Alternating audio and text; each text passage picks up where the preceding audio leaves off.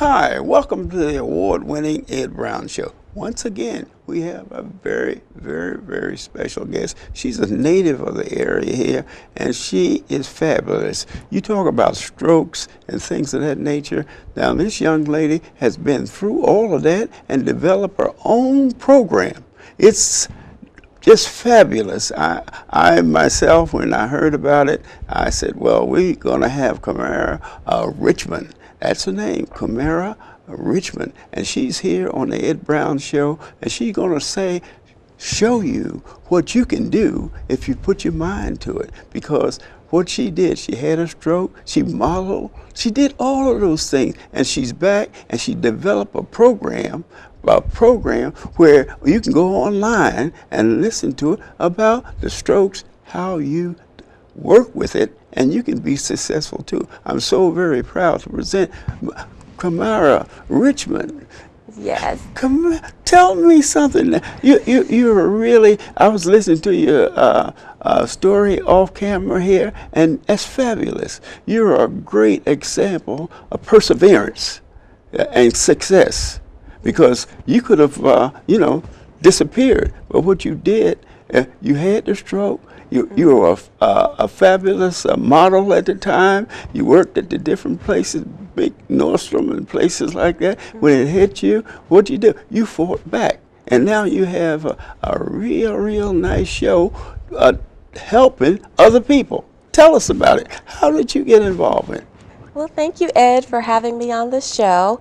I had the stroke in 2004, and it was a very serious one. I was unconscious for about 18 hours, and so I am truly blessed to be able to sit here and talk with you today.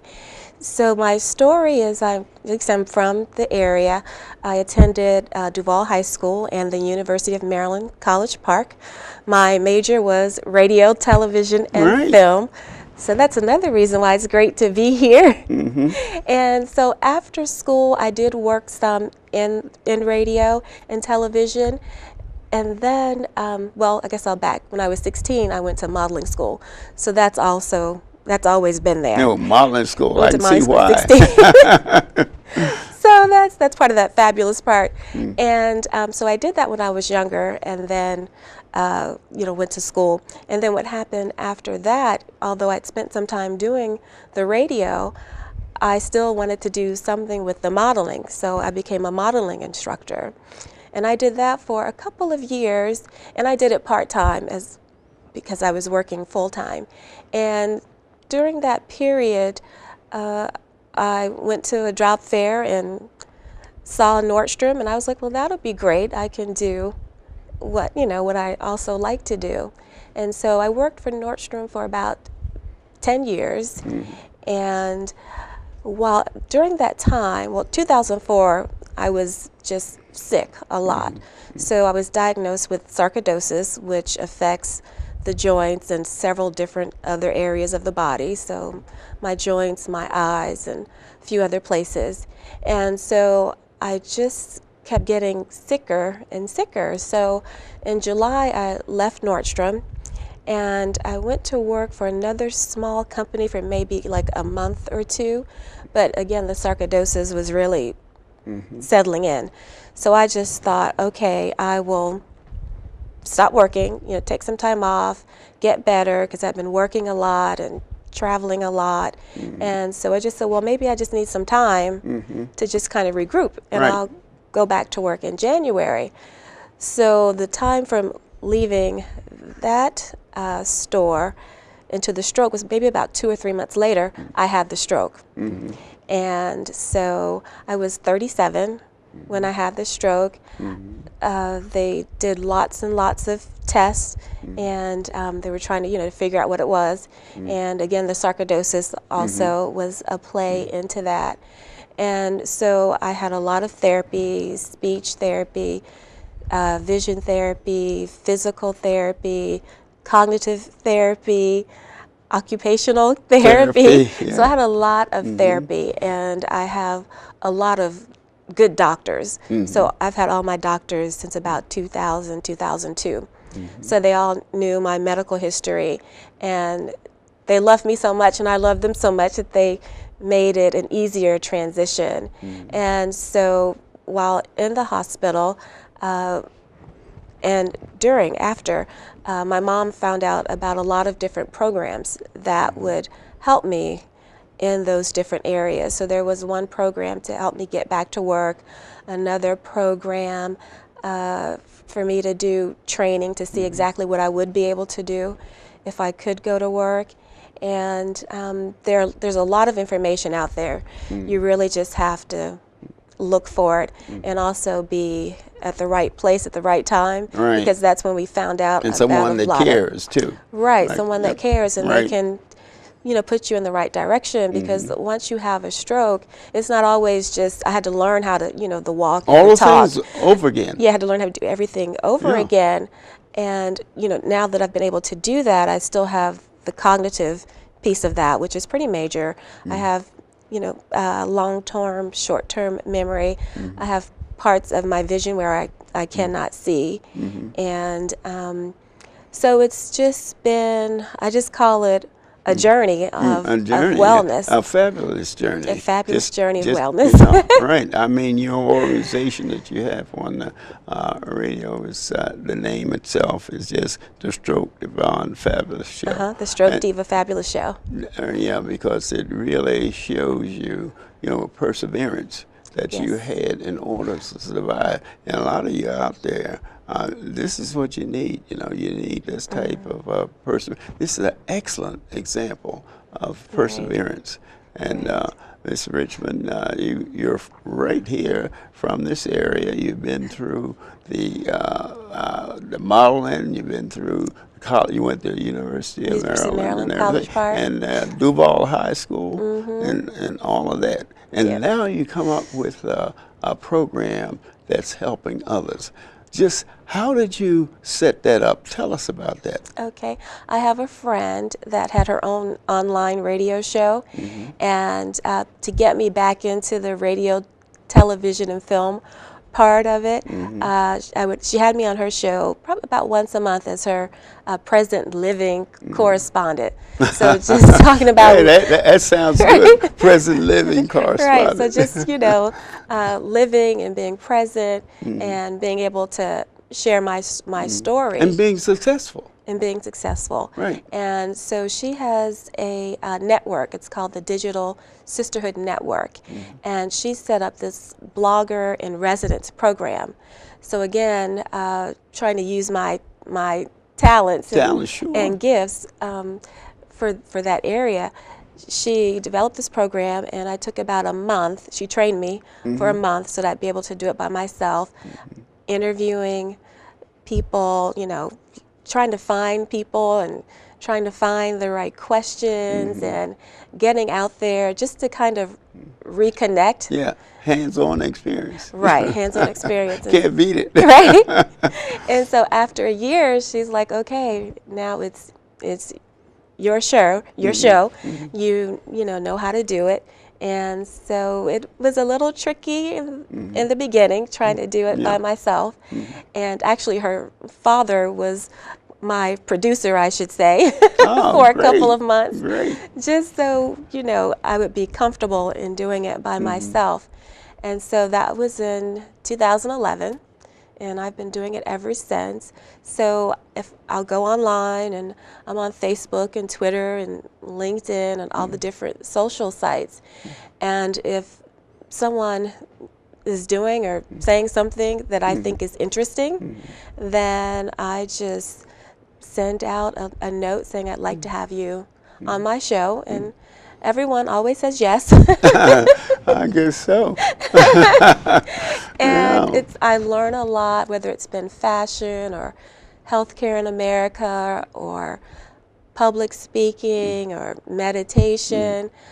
Whatever interests me at the moment is now when the individual call your show, do you give them advice in handling certain phases of stroke for rehabilitation? Well, what I like to do, because I call the Stroke Diva Fabulous Show, I kind of want to be a role model, for others. Like, yes, I've had a stroke, and the physical part is gone, but I still have other cognitive issues, but I can still do what I do. Yes, right. To And show them too that right, whatever you're doing, you still can do. All you have to do is right, persevere, and you right, persevered through a different situation there, a working situation, also your talent, and you went, right, you finished college, you've done all of that. right. And I have to say, my family and my friends and Right. my doctors have gotten me to this Got point, to get because this you don't point go through this by by yourself. yourself. So I have a whole team of folks that have really done this for me, especially my mother, who's there day in and day out to kind of keep it rolling, Yeah, keeping right. the ball Now, rolling. what type of advice, when these type things happen, what type of advice would you give individuals that on different phases? Because it's different phases of stroke, just like you Right. say. Give us some idea. Well, the one thing is to get involved with programs. That's the key. That's the What key. most people do once they shy away from contact. Right, Yes. right. And so there are so many programs out there. And again, that's from the perseverance, my mom finding information, my doctors finding information, my therapist finding information, so that I could get back to a Right. normal Right. life. And so you really just have to do a lot of research, and just always in the right place at the right time. So definitely do your homework, and don't be afraid to start over, because Yes. you really have to See start over. that takes some perseverance there, starting over. Right. As far as you were concerned, you did all of these things, and you showed that Right. very positive. You had a positive approach, and I think Yes. that's one of the things that you really need is a positive Right. approach to that, because it's debilitating to when something happened something you've been accustomed to, it was Right. normal, then all of a sudden it's taken away from you. Right. That's absolutely correct. And the thing is being in the hospital with other folks that had strokes, it really, I don't think I'd be where I was today if it wasn't for saying, okay, I had the stroke, but I have to keep going on. There's still a lot of life ahead Yes, of me. left. Yes. And I think it just makes it easier, because you're in a lot of pain, Yeah. which, I know you're in a lot Sure. of pain, but you still have to say, it is what it Yeah. is, but I Right. have to keep rolling. Well, on your show, tell us something about the people you interview and call us. What are some of the questions that they ask that I'm sure when they see your card, people that have been through that, they want to get information from someone Right. like you. Right. Yeah. So I have, like I said, if I'm interested in someone, I have them on the show. And with the cognitive piece of my brain, I ask them to, give me a really short bio, because it's still my reading and writing. I'm still working on that. So give me a short bio. Everyone's great with that. I'm like, give me 3 questions that you would like for me to talk about. And so that also, with my cognitive ability, that helps. So everyone that's on the show, they really work with me so that it's a great show. And I like to have a lot of fun, and I do a lot of homework and research Yeah, well, on that's the what I people was that getting I ready to say. yeah That there's a lot of research involved yeah in that, so because they still have not come up for a solution. Right. A real solution. Right. And actually, in your situation, the recovery is one of the major things, Yes. because you have different levels of recovery. yes See, and so some people may peak at one point and others at another, based on Right. their perseverance. right See, and this is the thing that individual calling in on your show. These are things, because this is very unique. You find very very few people get involved with helping others, and basically that's what Right. that's what you're doing. You have decided that you're going to help others. And this Right. is the most important. All of us need to have, helping other people. Right. And with this show and everything, this shows that you really, really, really have come around. That some of us, we should Right. feel that way in helping other people. You know what I mean? Right. And this is what you're doing. Your show, individuals coming, calling in, getting information, and your willingness to help them. Right. It's just fabulous. When I heard about it, I wasn't sure when I heard the name. I said, is this really a stroke? Right. I said, well, the name itself, But this is the perseverance and what you've done. The things that you've overcome. These are things that we all need to develop, Right. because everybody has some kind of a problem. I don't care. I mean, you look from the outside and Right. you run, but the idea, your perseverance with coming out with a program like this is just fabulous. And what I want you to do is just work here with you. You say you're going to volunteer I with Southern am. people I on am. the show. And But, I can. but tell me, did you do any research on a percentage of people and recovery of people from stroke? I have not done that research, but I'm very open and honest about talking about it. Yeah, I see. I can help. I mean, you see the statistics, and those kind of go over my my head. But I just know that everyone has told me, "Oh, you're a success story. You're a miracle," because I've come so far. Yes. And I've come so far because I've had people help me along the way. And so again, family, friends, doctors, therapists, the Digital Sisterhood Network, and you. So this helps me a it's a lot. lot of programs out there that people don't know about. Right. When they have a tendency that I've seen, they have a tendency, if they have a stroke, they have some disability, they Right. hide it, or Right. either they don't work on improving it. They just, Right. disappear. And I think this type of therapy, which you are showing here, is getting involved. This is positive. This is what everyone that's had a stroke needs to continue, not go the other way. Right. And see, you've shown that you can pass this information, and you're a living example of the types of things that you can do. All you do is have perseverance. And most people wouldn't have a show, and I have to commend you for that, to have a you. show Thank where you're trying to help somebody else. You see what I Right. mean? And this is what the world is about. The whole thing is helping others, and that's what drew me to your.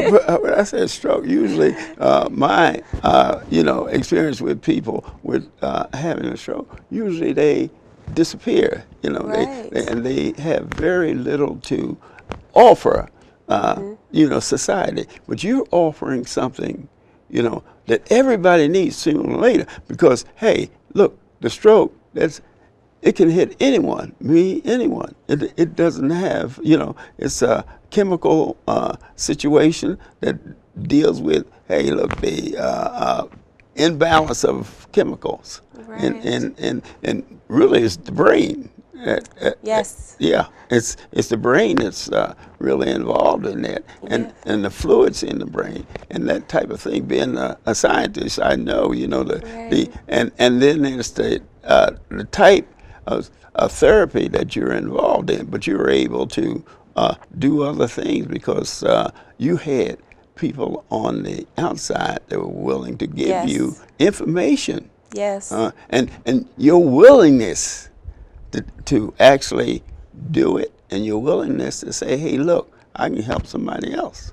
Yes. And that's the thing. We like to honor you here on the Ed Brown Show for for the things that that you've done, and to really have you keep. What about young people? You get in, young people figure they can't have a stroke. When I'm talking about teenagers on down. Right.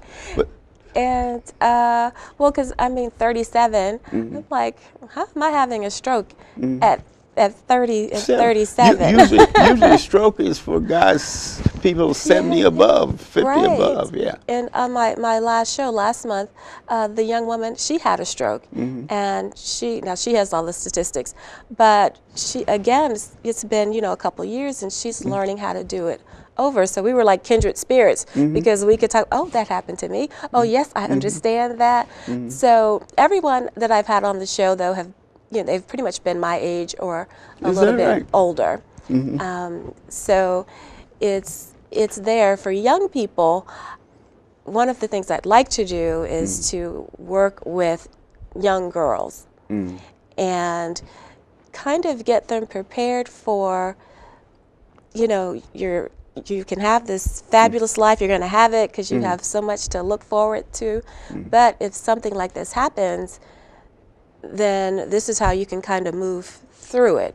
Yes, right. Move through it. So that's one of the things I want to work on. Actually, exposure. I Yes. think that's one of the major things.